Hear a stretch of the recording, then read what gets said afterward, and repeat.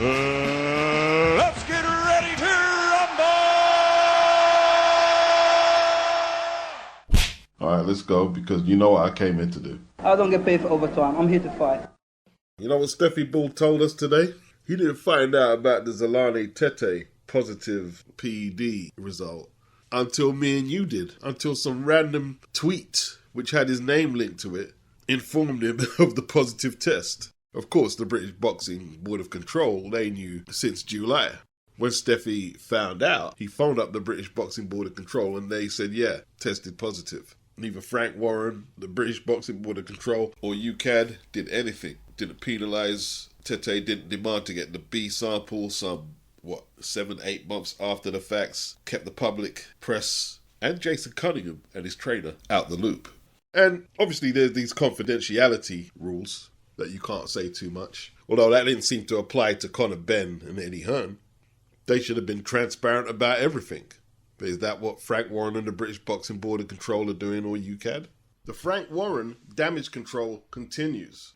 Recently, we saw Queensberry Promotions issue statement on report of Zolani TETE's positive drug test. Imagine if Eddie came out and said, Matchroom Promotions issue statement on Conor Benn's test. You guys would have been going absolutely crazy. Eddie's not taking responsibility. Simon Jordan would have called him a coward. Now, when Frank is selling out 94,000 at Wembley, which is good, which is very good, a milestone in his promotional career in British boxing. I'm not playing it down. We don't see Queensberry Promotion announces how much ticket sells. Nah, Frank Warren gives interview telling how much tickets are sold. But now, he's hiding his name from the bad story. When Jason was treated for 7 minutes by the paramedics after that vicious knockout. For some reason, Zolani TETE will not request the B sample. I'm asking why. Because obviously that will be the final nail in the coffin. If he's clean, he'd have nothing to hide. Thankfully, with more pressure being applied, he's made a statement that he's going to request the B sample. Why wait so long, Frank? To the general public, this story is about 5 days old. Confidentiality is irrelevant now. They need to come out and explain everything. The leak has sold them out. There's many stories like this, but they haven't been leaked. Someone leaked the story before they had a chance to try and clean it up. Just like someone leaked the Conor Benn story. Let's remember, he's had a failed test before the adverse finding when he tested for the EUBANK fight. How comes that wasn't leaked? Well, sometimes you get away with it and sometimes you don't. And this is what I was saying, if you guys are really serious about the health of boxers and PEDs in boxing, you can't just be a reactionary and jump on the big story. You have to be consistent. Because I have no problem calling you out to be a fraud. None at all. Jason Cunningham demands answers on opponents' failed tests. What if I died? Is what Jason is asking. Cunningham was on a 7-fight win streak. Will he return to the ring? Well, he said his career is not over, but he's considering going into management rather than going through the ropes himself. He said he's never been knocked unconscious before. What if it had been worse? Fatalities have happened before. What if he died? He said he's got a 4-week-old baby. Jason continues. He needs answers. He deserves answers. Who knew? How long have they known? It's not like a Conor Benn and EUBANK situation where it was stopped before anyone got hurt. He said he got in the ring and got hurt. Following the fight, Cunningham said on the broadcast that TETE's power was unlike anything he's faced in the ring before.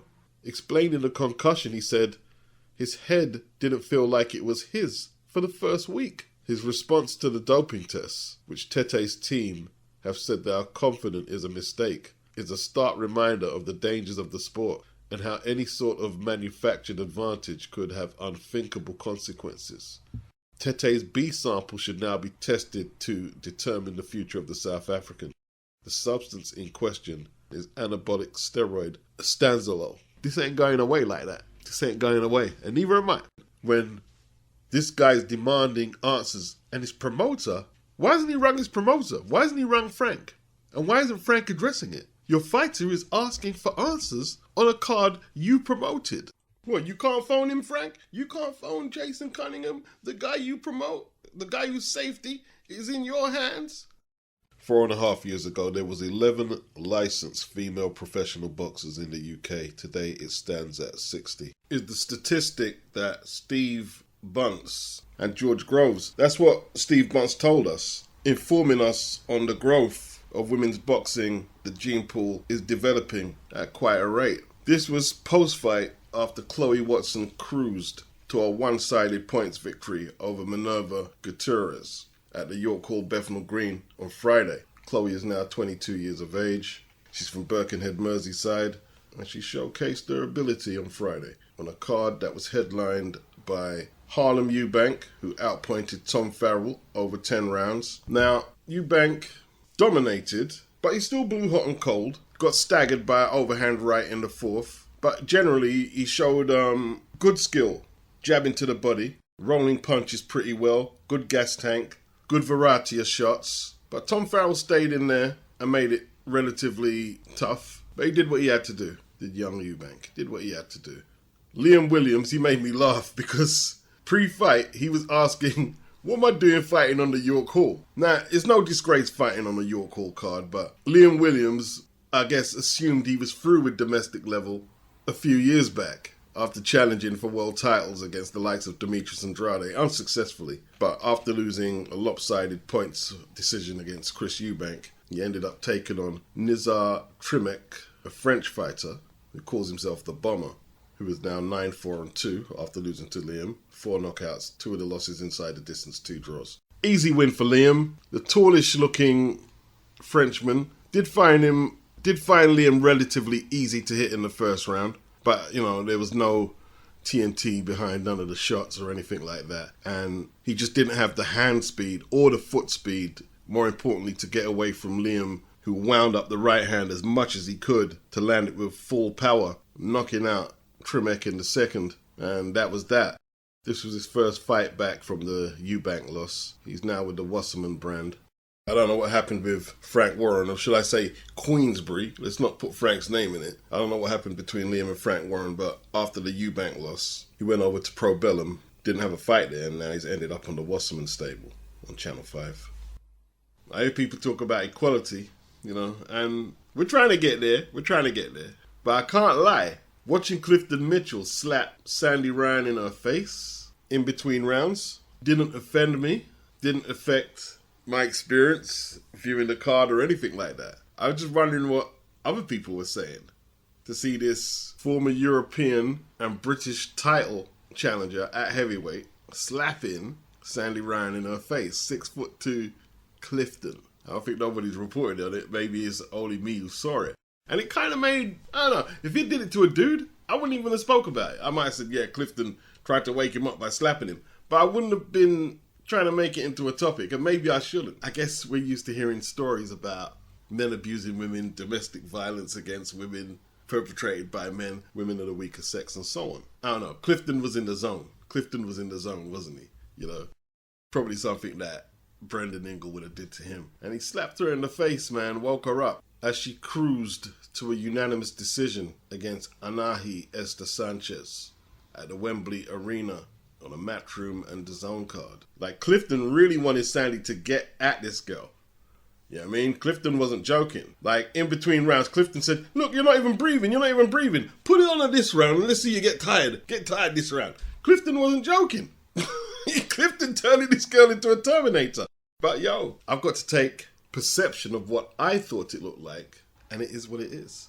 She done a good job in there. Her opponent was 25-0-0. Pretty experienced. She done a good job in there. Nearly got the stoppage late on. And that's through Clifton driving her on. Clifton was like he wouldn't let up between rounds. He said, look, you've got her. All you got to do, keep the punches going and straighten them out. Bang, bang, bang, bang. Boxing ain't the sport to play. And he's actually protecting Sandy. Tough love. If Sandy wants to be world champion, I'm guessing she wouldn't expect nothing less but total commitment from Clifton and herself. Fabio Wardley, he joins Joe Joyce, Daniel Dubois, Hughie Fury, Sam Sexton, Dillian Whyte, Anthony Joshua, Tyson Fury, David Price, Derek Chisora, Danny Williams, Scott Gamma, Matt Skelton, Michael Sprott, Mike Holden, Julius Francis, Scott Welsh. I could keep going, but I won't. All the way down to Lennox Lewis. And we'll stop there. As the British heavyweight champion.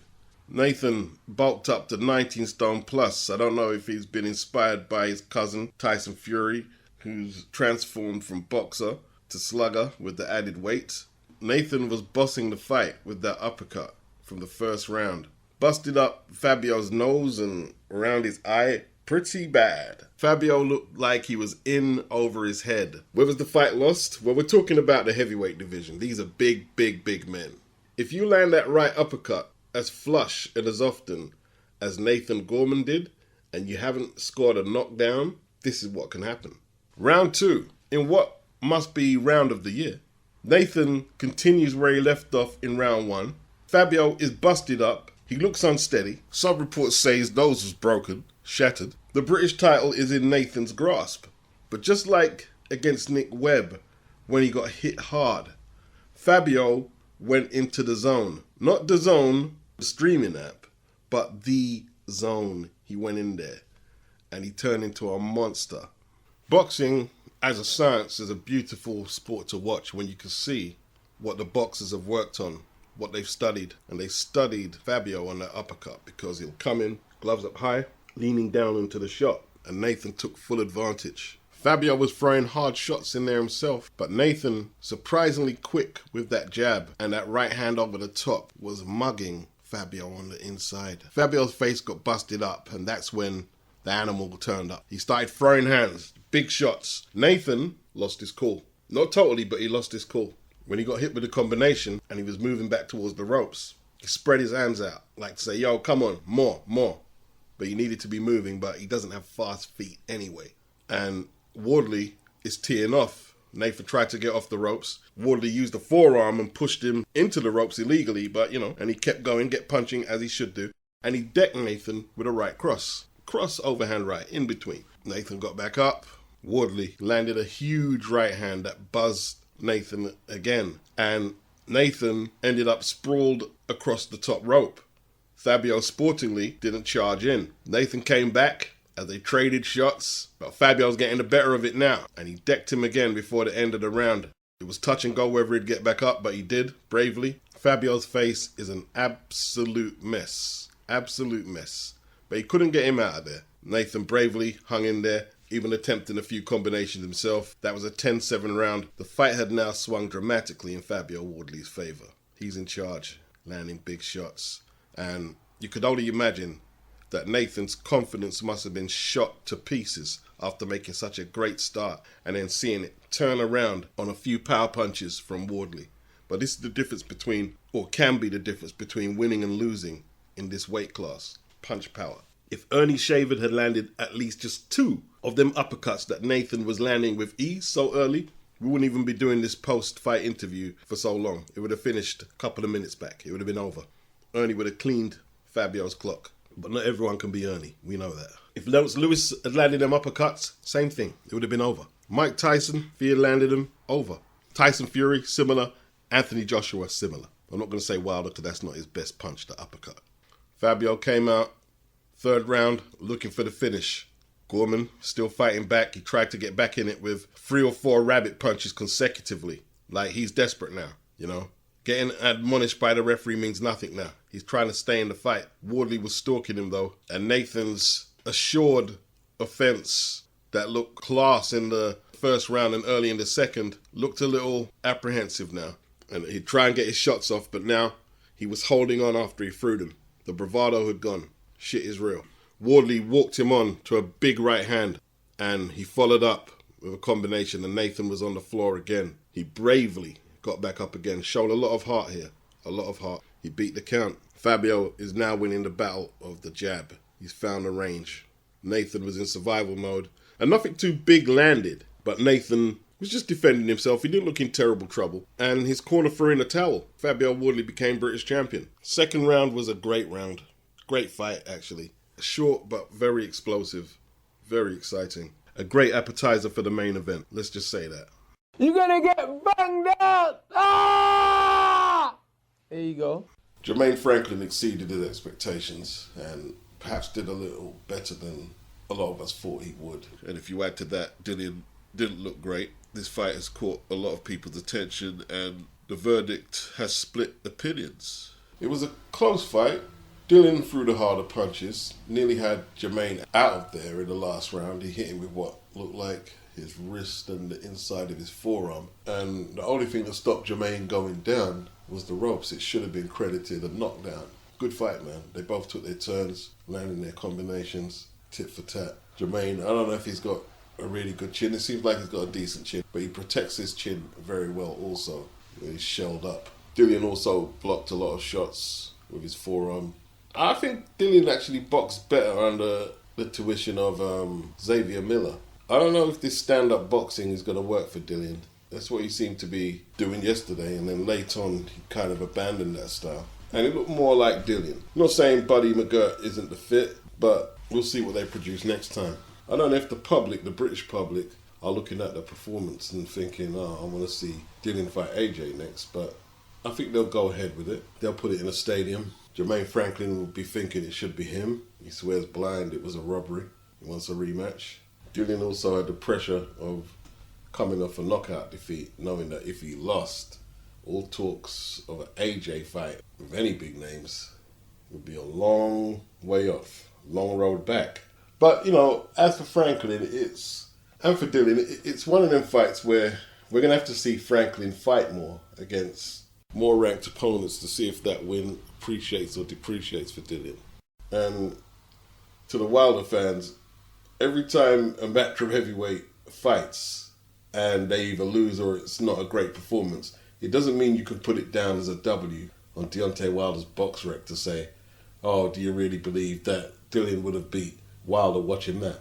Wilder is not Jermaine Franklin, and there's a thing called styles make fights, and it's a very integral part of how fights play out. There's things that Jermaine Franklin does that Wilder doesn't do. Like what? Combination punching for a start. Wilder doesn't use a shell defense. There's a lot of stuff he doesn't do that Jermaine does. It doesn't mean Jermaine's better. It means styles make fights. I don't know what it is with these guys who are out of shape, like Andy Ruiz. Back in the day, you had Tony Tubbs. They always have quick hands. Even Nathan Gorman had quick hands. Is there something about body fat? And I'm being absolutely serious now. And the absence of ripped muscle that enables speed to accelerate combinations? I don't get it. And I'm not here saying Dillian Whyte has ever been lightning fast, but a lot of people are talking about the absence of his hand speed yesterday. But to me, it seemed to be the way he was throwing some of the shots. The trajectory seemed off. Telegraphed, like he was trying something new. There was something lost in transitioning with Buddy. And when he abandoned the stand-up boxing, he looked more like Dillian. I tell you what though, and I like Dillian, but if he tries to jab with Anthony Joshua, he's going to get hurt in there. I enjoyed the fight though. I did enjoy it. I'm looking forward to see what Dillian does next, and Jermaine Franklin. They could actually run that fight back. I don't think the public would complain about that at all.